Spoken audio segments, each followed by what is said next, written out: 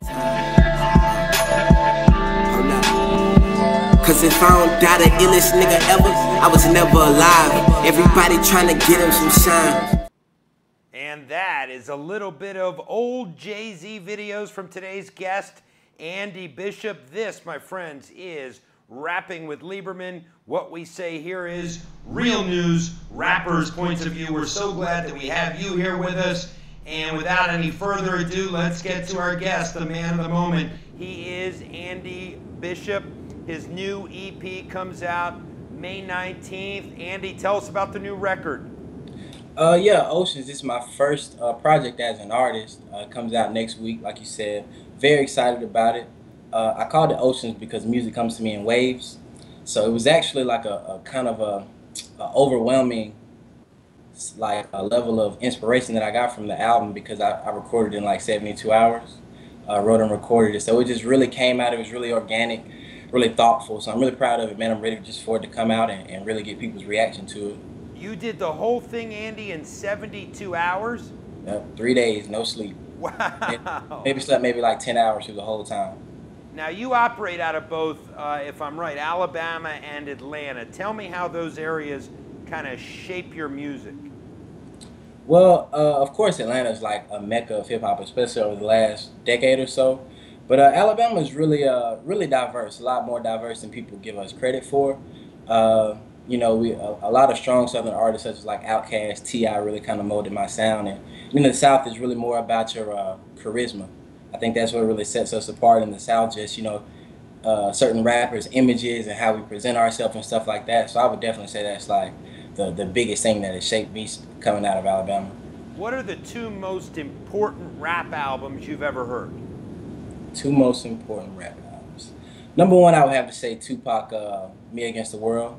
That's definitely probably my favorite album ever. I listen to that still daily, even though it's been out like 20 years. And then I would say Below the Heavens by Blue. This kid out of California, came out in 2007. Him and Exile, it was a joint album.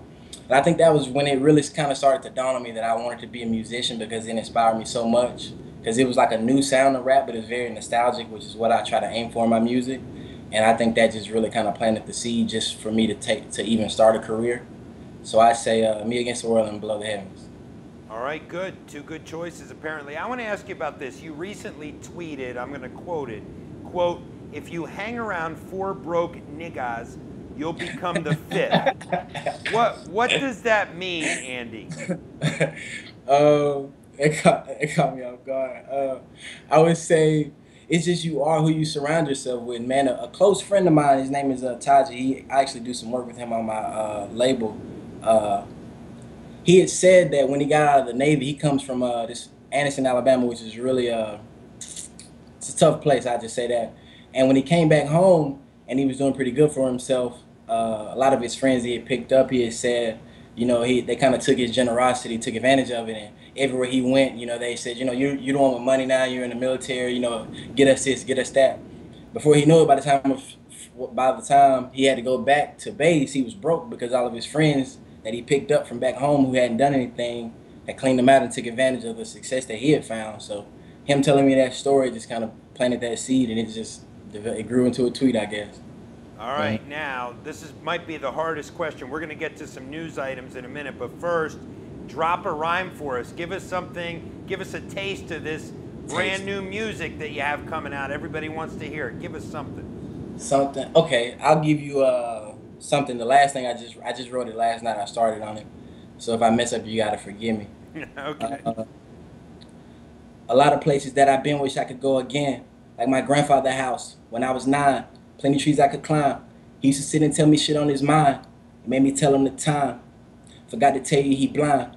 He tried to warn me of my problems 20 years in advance, while I helped him put his legs through his pants. Never gave him a chance. Tell me why he only had one leg. Wasn't interested in shit that he said. Then by 11 he's dead. And now at 26 I wish I could go with him and sit, learn the lessons that I missed. But now it's just too late. Now I got shit on my plate. So that's something I wrote last night. It's kind of going to be really personal. I think that's something that you can kind of expect out of the album. Just kind of like my personal life experiences. Yeah, it's very personal. I mean, what is your message to young men out there, maybe African American, maybe white, but what's your message? Because it seems like you're in the learning process of where you are in life. That's exactly where I am. My message is just invest in yourself. I don't think you'll ever reap anything that you didn't really plant substantially. I think the one thing that I've learned that I would tell anybody else who's trying to do anything entrepreneurial, even outside of music, is just if you really care about something, you have to invest great amounts of time and great amounts of money, and you have to do it over a sustained period of time. So I just say prepare yourself to just really give it everything you have, mind, body, spirit, and financially, and just pray for the best. All right, let's get to the portion of our program. We call it the one-on-one wrap, and this is where we talk a little bit about what's going on news-wise in the world. We want to get your take on it, Andy. I'm going to start with this. There was a recent front page piece in the New York Times that said that the Alabama State Senate, one of the places where you live, the State Senate president's pushing a constitutional amendment that would institute a lottery and allow slots and casino games at several racetracks across the state. Are you for that? I read up a little bit about that. I haven't really made a concrete decision. It's kind of a thing where I feel like kind of live and let live as far as like the lottery.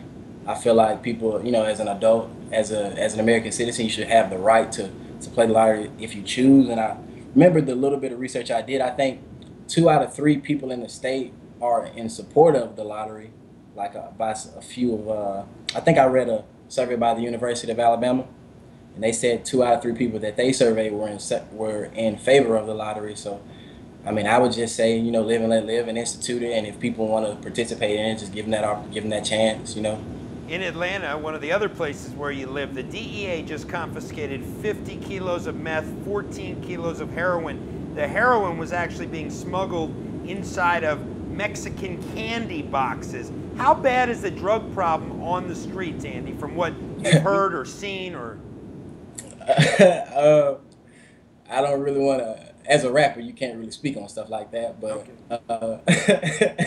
I would say, I would say no comment. It's a drug problem, but I don't know anything about it.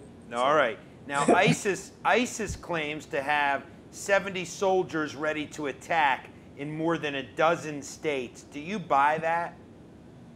Yeah, I guess so. I mean, I guess it depends what your definition of attack is. I mean, I'm sure they could probably persuade somebody to run up on somebody and punch them in the face or something. I don't know about how immense the attacks that they mean. Do they mean like a catastrophic level? Or yeah, they're talking about large-scale major attacks, I think. Like 9/11 Pentagon type stuff? Or at least loss of life attacks, we should say. I would say I don't believe it. No, I wouldn't say I believe that. I want to ask you about, too, what's going on in Baltimore. The Attorney General is now launching a federal investigation into the Baltimore Police Department to focus on whether the cops there have engaged in a pattern or practice of excessive force. What do you make of everything that's going on in Baltimore? To be completely honest, John, I haven't followed it as well as I should, or as I did like other things like the Trayvon Martin or the Ferguson thing. But I think it's definitely an ongoing problem. I'm glad that it seems to be going in a different direction than Ferguson did, as far as me being black and me being being profiled by police before unfairly. I kind of have honestly a biased opinion or point of view of it. You've been profiled before. Yes, definitely, more than one time. And what happened give us a sense of what happened in one of those incidents. I was 18 years old. I'll never forget. I went to the college I went to at the time was called Jacksonville State University, and I worked about 30 minutes away. It was in Jacksonville, Alabama. I worked in Oxford at the mall at a Foot Locker, and I got off work at about 9 o'clock. I'm driving back home. It's about 9:20. I get pulled over by a police officer. He pulls me over for no reason. He doesn't tell me why I got pulled over. And then he tells me that he smells marijuana in the car, but I don't smoke. I've never smoked before in my life. So I told him, politely that it's impossible for you to smell marijuana because I don't smoke. Well, he didn't believe me, pulled me out of the car, they handcuffed me, and he called like 6 other police cars. It was like a huge ordeal, and they searched my car for like 5 hours. They brought out drug dogs. Like I didn't get home until maybe like 3 or 4 o'clock in the morning. And I was respectful. My license was valid. I had insurance. I was not speeding.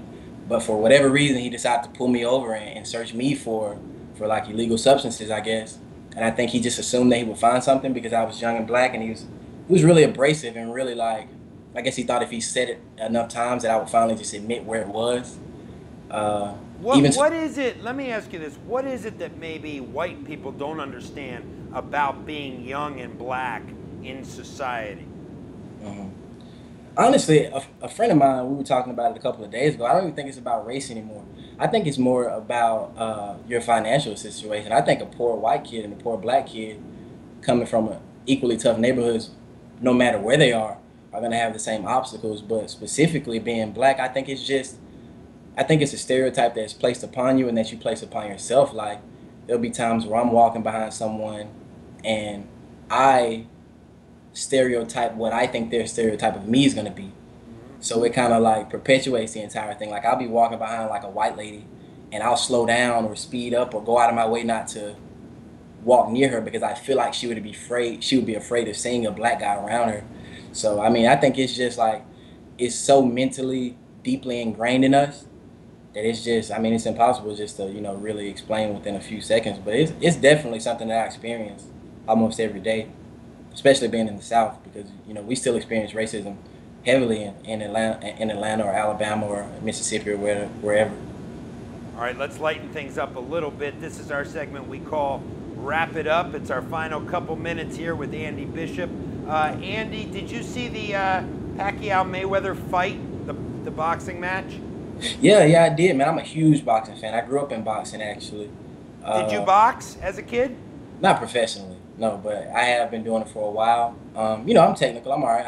I can defend myself.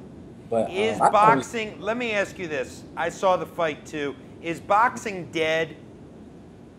Not at all. I think I don't think it'll ever be a major sport again like it was during the 60s and 70s when you had Ali and Sugar Ray, because it was the forefront. But now it's more of a niche sport. I think it'll always be strong as long as you have a couple of stars, but it'll definitely never be where it is because Americans just, because of where the NFL and the NBA have taken it, and boxing doesn't have like a governing body, so it's really like, fights are not sanctioned correctly, bad decisions. Fights don't happen for years because of promoters, just like the Mayweather-Pacquiao fight. Yeah. So I think it's too many politics for it to ever be like a prominent sport again, but it's definitely not dead. These guys, Mayweather and Pacquiao, are probably going to be number 1 and 2 on, the athletes as far as earnings in the Forbes this year, I'm pretty sure. So I don't know. I couldn't say it's dead yet. Well, you're going to be on that Forbes list soon, right? After this album comes out and things take off. Yeah, I was speaking into existence to say that. I don't know if after directly this one, but yeah, one day. All right, and quickly, the NFL suspended Tom Brady for 4 games and fined the Patriots $1 million. I know you're a football fan, although it looks like you're a bigger basketball fan, so we'll get to basketball in 1 second, but Tom Brady deflating the footballs, 4-game suspension, you think it's fair? Yeah, I would say so. I mean, when it's unprecedented like that, it's hard for me to say if it's fair or not, because I don't know what to measure it up against. I've seen a lot of people try to compare it to like the Vic situation, but I think it wasn't anywhere near as heinous, So I would say four games is fair. I think it's fair enough to where it would discourage somebody from doing it again. All right, basketball. Who's going to win the NBA championship this year? I mean, you have a Kings hat on, a Hardaway jersey. Who's going to win? If I had to put some money on it, I would say the Cavs. But I want the Bulls to win. I'm a huge D Rose fan, and he seemed like he bounced back this year. So I'm really rooting for Derrick Rose. But if I had to put some money on it, I'd say Cleveland. All right. Are you a LeBron fan? Not really. No, not at all. I respect him. He's a great player. I mean, if he walked in the room, I would say I was a fan. But all right, and finally, this is from EveryJoe.com, an article they just posted. They're sponsoring our show. They put, "Don't fear robot workers." So let me ask you this, Andy. In the future, do you fear that robots will take over for humans? I imagine not in what you do, because robots probably can't rap as well as you can. Not yet, but I don't think so. I think just in our society they'll become like more instrumental, but I think you'll always need human labor. So I don't have any fear of that at all. All right, he is Ande Bishop. You can follow him on Twitter at Ande_Bishop. And listen, we want to thank you so much for your time, Ande, and we wish you the best of luck in all of your projects. And we hope to see you again soon. All right, thank you. God bless you, John.